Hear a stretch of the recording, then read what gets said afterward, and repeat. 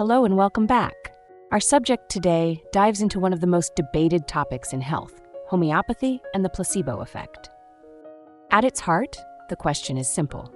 When people use a highly diluted homeopathic remedy and feel better, is it the medicine working or is it just their mind?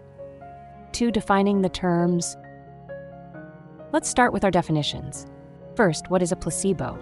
A placebo is an inactive substance, like a sugar pill or a saline injection, given as if it were a real drug.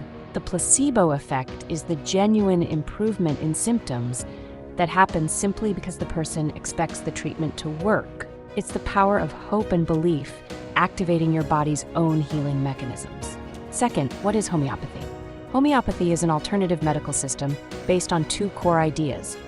Like cures like, using a substance that causes certain symptoms to treat those same symptoms, and ultra-dilution, diluting that substance so many times that the final remedy often contains virtually none of the original active ingredient.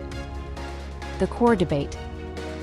This is where the debate begins. Mainstream science says that because of the extreme dilution, the remedy has no chemical power, meaning the entire effect is a placebo. However, believers argue that the highly individualized and holistic nature of homeopathic treatment creates a specific healing effect that goes beyond the typical placebo.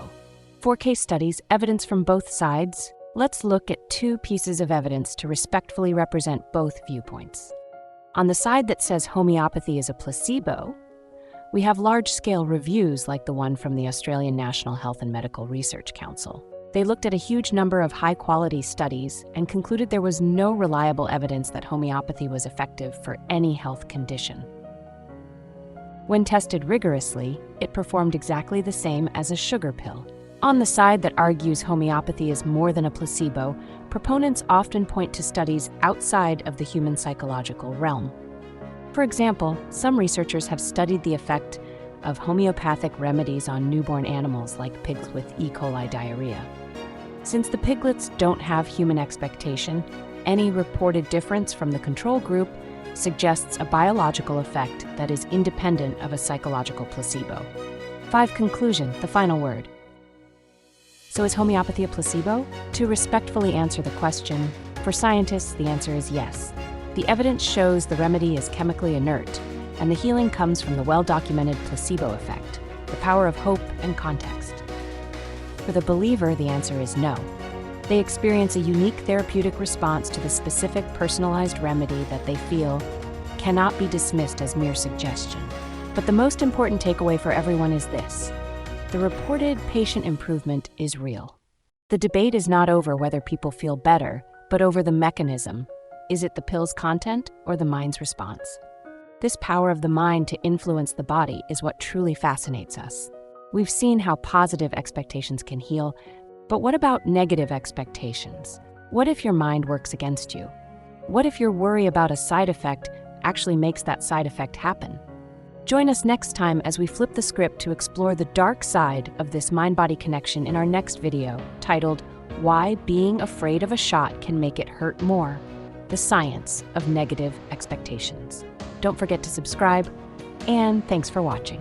The current discussion shows us just how much a patient's belief and expectation can influence their physical health, creating both positive and negative outcomes.